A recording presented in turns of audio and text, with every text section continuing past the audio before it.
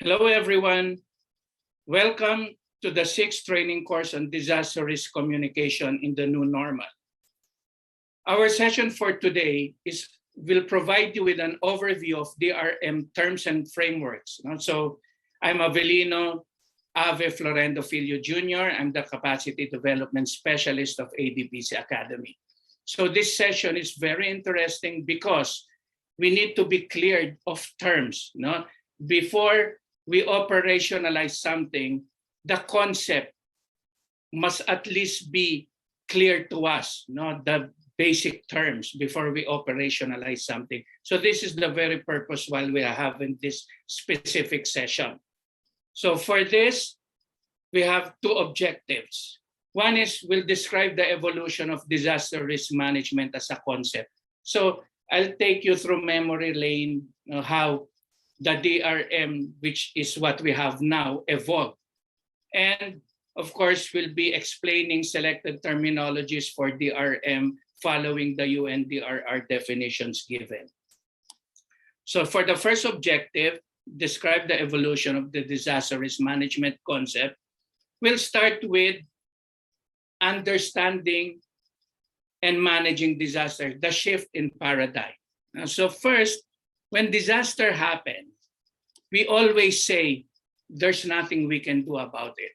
It's an act of God. So whether it's an earthquake, a cyclone, or a flood, there's a certain level of resignation to the fate that there's really nothing we can do about it.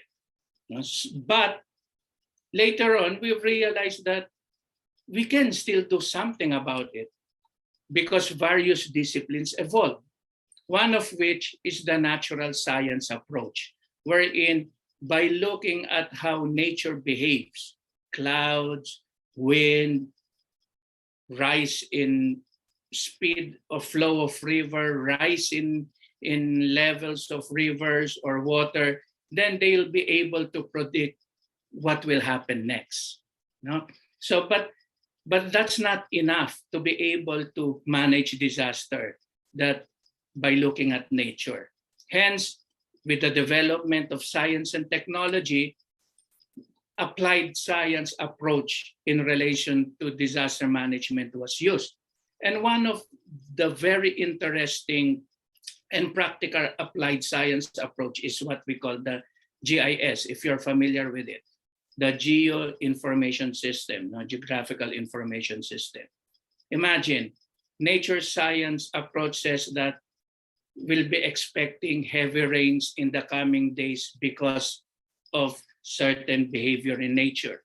And applied science approach reinforces that by saying that when there's a typhoon that will come and it will hit a specific location, GIS will provide you with a certain map that tells how many houses are there in the locality which may be affected, how many buildings, how many kilometers of road. So this becomes very helpful. But at the end, it's still not enough to manage disasters, and more disciplines evolve. And one of which is contingency planning.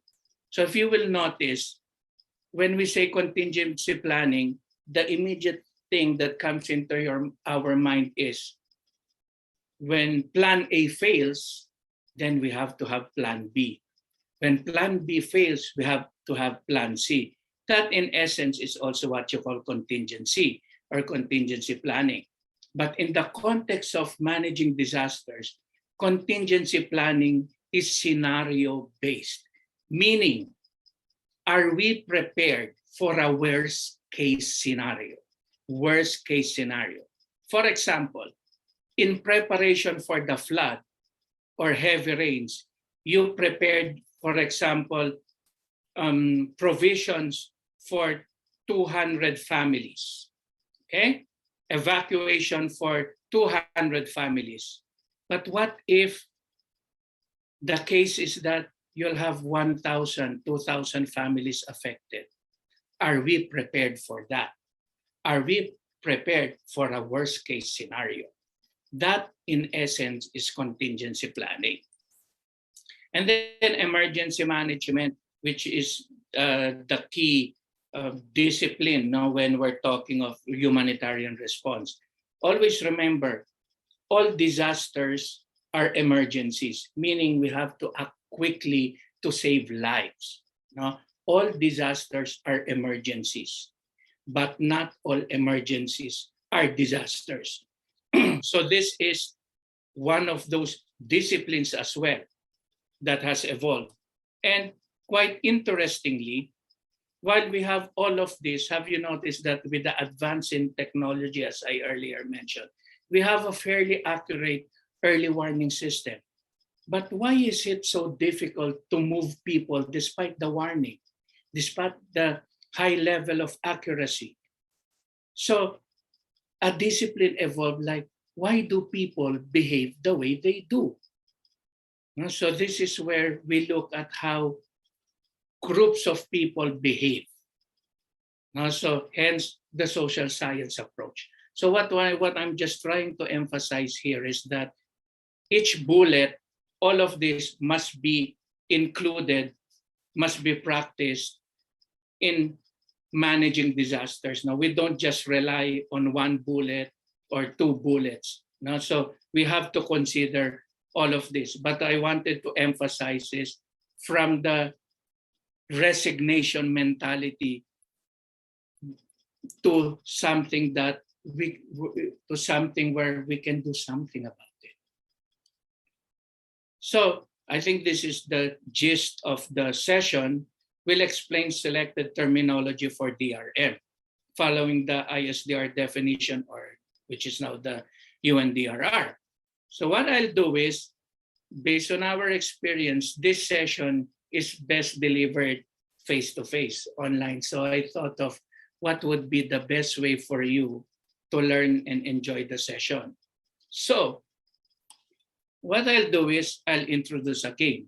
It's called Who Wants to Be a Millionaire? So I'm quite sure you're familiar with it, but there are certain questions, and I'll pause for time for you to choose the right answer. And then let's see if you got them all correctly. Right, so let's start. So it's the potential losses. It's the potential disaster losses in lives, health status, livelihoods, assets, and services which could occur to a particular community or society over some specified future time period. So what is that? So I'll just give you time: hazard, DRR, disaster, disaster risk. What is that? So I think maybe you're quite familiar with this. So let's see the answer.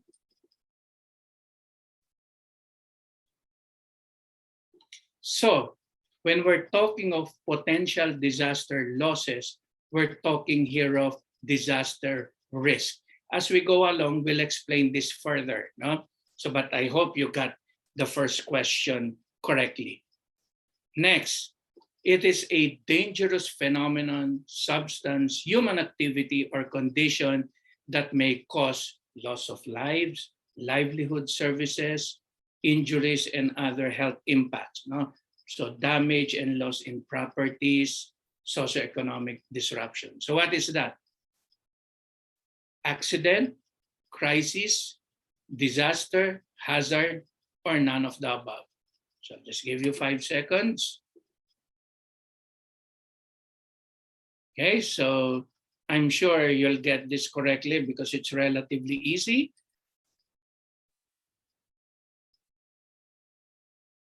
Okay, it's hazard because it is an event that may or may not happen. And if it does happen, it may cause damage and losses. Okay, so hazard. So 2 questions down. So let's see. Now, it's a serious disruption in the functioning of a community or society involving widespread human, material, economic, or environmental losses or impacts, which exceeds the ability of the affected community or society to cope using its own resources. I think the keyword here is which exceeds the ability of the affected community, wherein it needs external help or assistance. So what is that? Disaster, crisis, accident, danger, letters A, B, and C. So it's a bit tricky. I'll give you 5 seconds again. So let's see.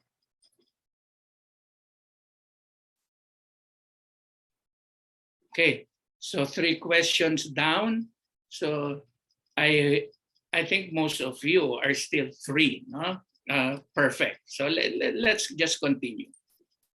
Now, it's the characteristics and circumstances of a community, system, or asset that make it susceptible.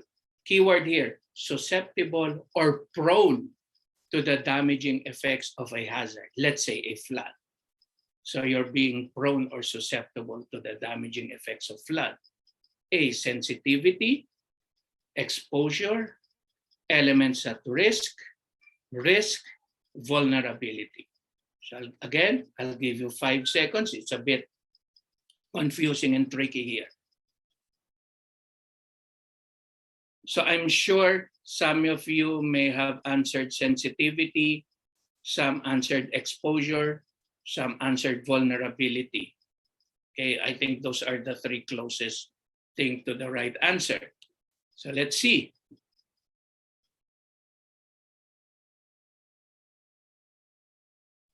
It's vulnerability. When you say you're vulnerable, you're susceptible, you're prone, you're close. Okay? Then people, properties, systems, or other elements present in hazard zone that are thereby subject to potential losses. So I gave you a bonus already. Vulnerability is not the answer because it was already shown previously. So what is that? You just have 4 choices. Still tricky though. So I'll give you 5 seconds. So let's see what your response is.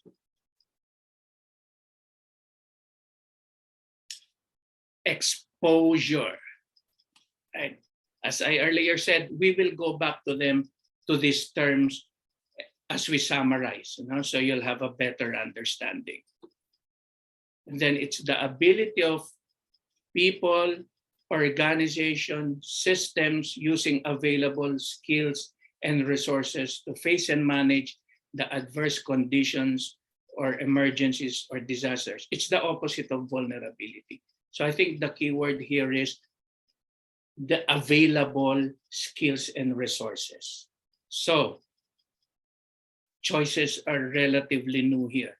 Disaster risk management, community assets, coping capacity, disaster risk reduction, or resilience. So I'll give you 7 seconds because this is where the responses are almost similar. So let's see what you have come up with.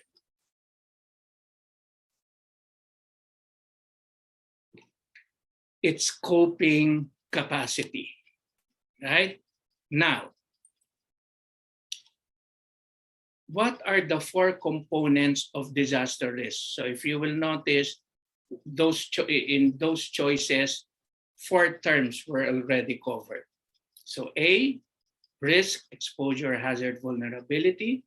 B, hazard, susceptibility, threat, and capacity. Those terms came out. Threat, exposure, capacity, susceptibility. D, hazard, vulnerability, exposure, and capacity. And E, none of the above. So check which among these terms came up already or hasn't. So 5 seconds, the 4 components of disaster risk.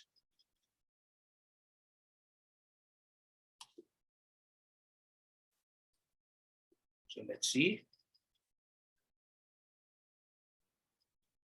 So it's the hazard, vulnerability, exposure, capacity. So when we're talking of disaster risk components, no, disaster risk is made up of hazard times exposure times vulnerability over capacity. So in essence, this is not a mathematical formula. It's a formula to show relationships, you know, that brings about disaster risk. What again is disaster risk? Potential losses. And the course is disaster risk communication. So what do we need to communicate? The disaster risk, the potential losses in lives, properties, among others. So further, I would like to show to you here, disaster risk. Look at this building, no? Okay, if there's a flood, what are potential losses there? The lives of people, the livelihood, the properties inside. So that's disaster risk. Now, there will only be losses if there's the hazard, which is flood, and you're vulnerable to it, meaning you're susceptible. Remember our earlier definition. You're susceptible to it, and you're exposed to it, and you have limited capacity. So remember in math, right? Any number multiplied by zero is zero. So there will be no losses even if there's flood, and even if you're vulnerable to it, but you're not exposed to it. So there will be no disaster losses. Even if there's flood and you're exposed to it, but you're not vulnerable, there's also no problem. Now, where does capacity comes in, or coping capacity? So look at it. The capacity, look, and exposure, vulnerability, look, it's inversely proportional, meaning if you want to increase capacity, or if you increase capacity, then you reduce vulnerability and exposure. The lower the capacity, the higher the vulnerability and exposure. So remember, the critical role, communication, the critical role, disaster risk communication in this simple formula. Okay, you want to reduce disaster risk. How? By increasing the capacity. And disaster risk communication plays a very big part. You will realize that as you move along the sessions in the coming days, as you go through more materials. Now, here I emphasize in red, the knowledge and capacities developed to, take note of the black one, effectively anticipate, respond to, and recover from. Meaning, before my earlier example of the hazardous flood, meaning knowledge and capacities developed before the flood happens, okay? Respond to during the floods, and recover from after the floods, okay? So knowledge and capacities developed, okay, to effectively anticipate, respond to, and recover from the impacts of floods, as an example. Before, during, and after. So I'll give you 5 seconds. Disaster risk management, DRR, coping capacity, preparedness, none of the above. So I'm certain some of you responded DRM, some DRR, a few none of the above, and some responded, answered preparedness. So let's see.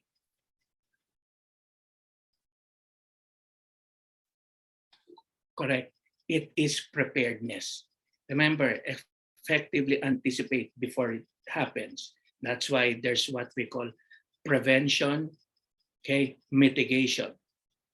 Now, respond to, that's why there's what you call pre preparedness for response and recovery.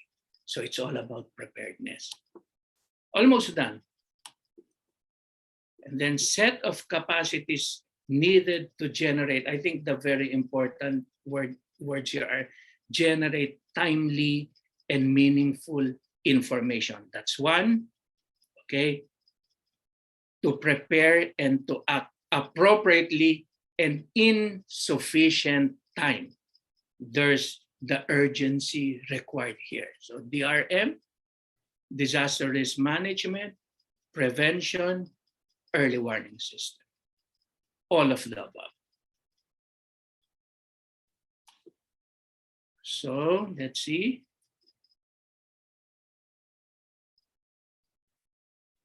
So it's early warning system because it's generating timely and meaningful. When you say meaningful information, something that makes sense to them, something that's important to them.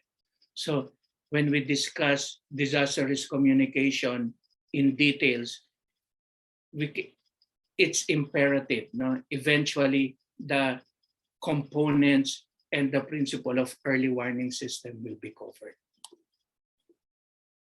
And lastly, it is the way in which a person acts in response to a particular situation or stimulus. It is, take note, it is ultimately what disaster risk communication wants to influence or wants to change. Knowledge, belief, attitude, behavior, or all of the above. This is tricky. I'll give you 5 seconds.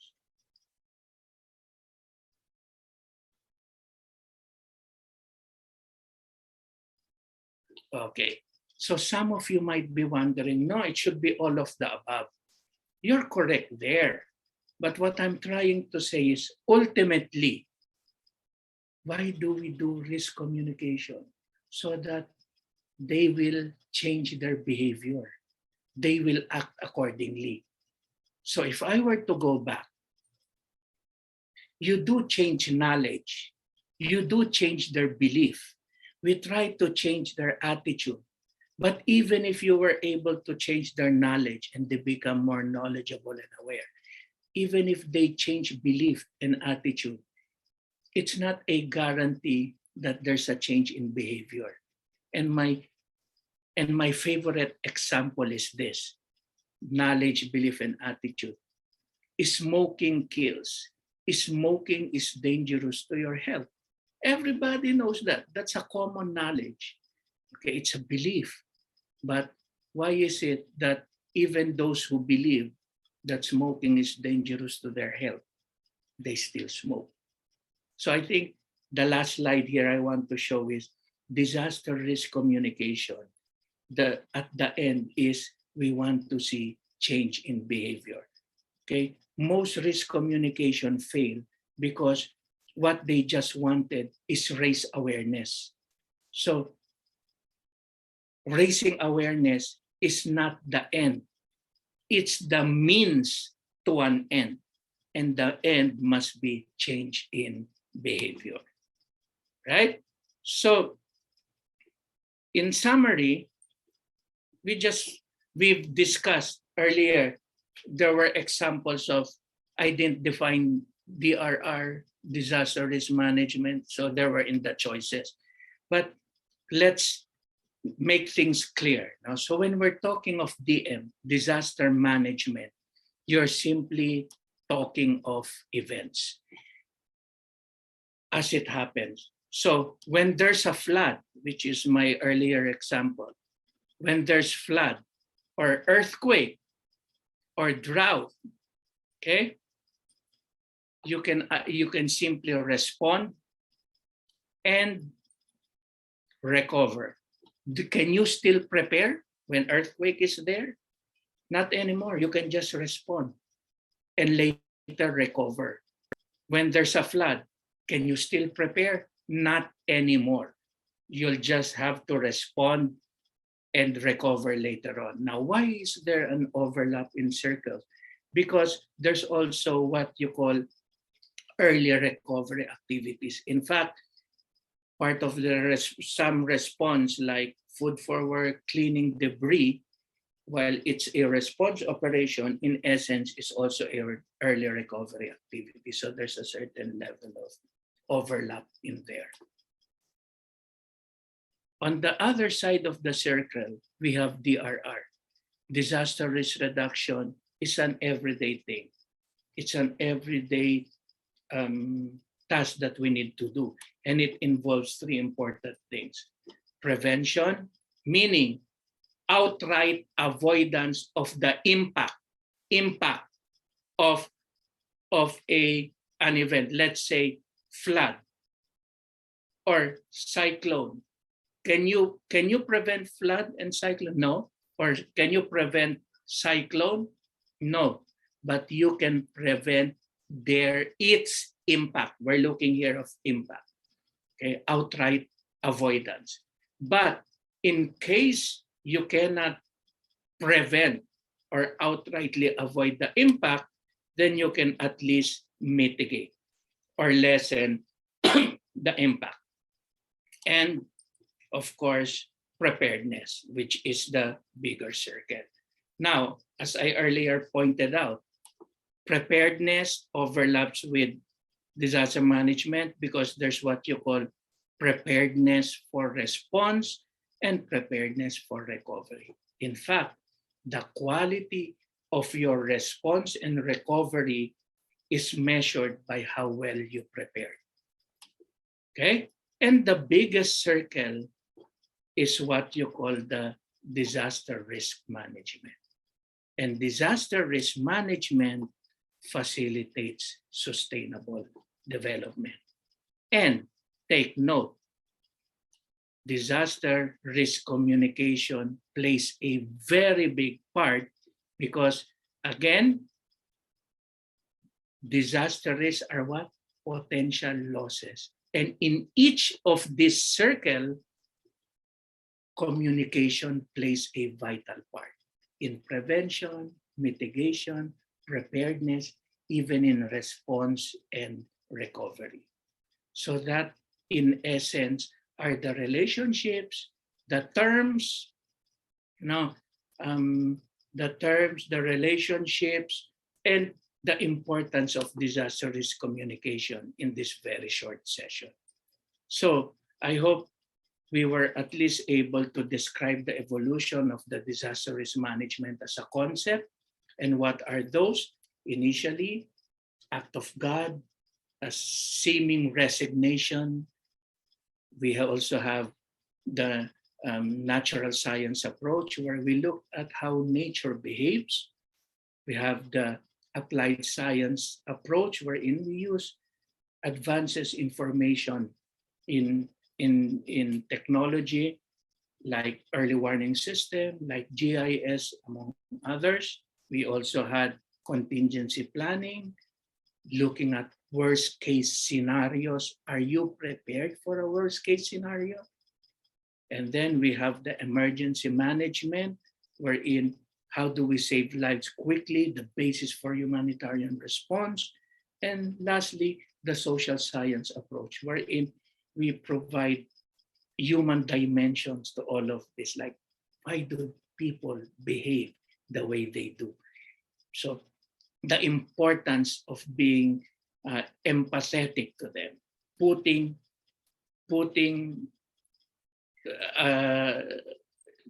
ourselves in their shoes.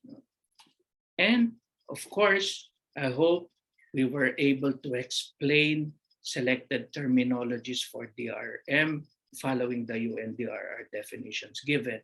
So what are those important definitions? Disaster risk reduction, DR, which is disaster risk. And what is disaster risk? Are potential losses. This has to be communicated. Now, what are the components of disaster risk? Hazard, vulnerability, exposure, capacity. Capacity is inversely proportional with vulnerability and exposure. If you want to reduce vulnerability and exposure, we need to increase capacity. And risk communication and communication plays a big part of it. We also discussed DRM, DM, the disciplines involved, which are prevention, preparedness, mitigation, response, and recovery activities. And in the middle of this circle is disaster risk communication. So with that, I would like to thank you. I hope you enjoyed this session. And if you have questions, please keep in touch with us.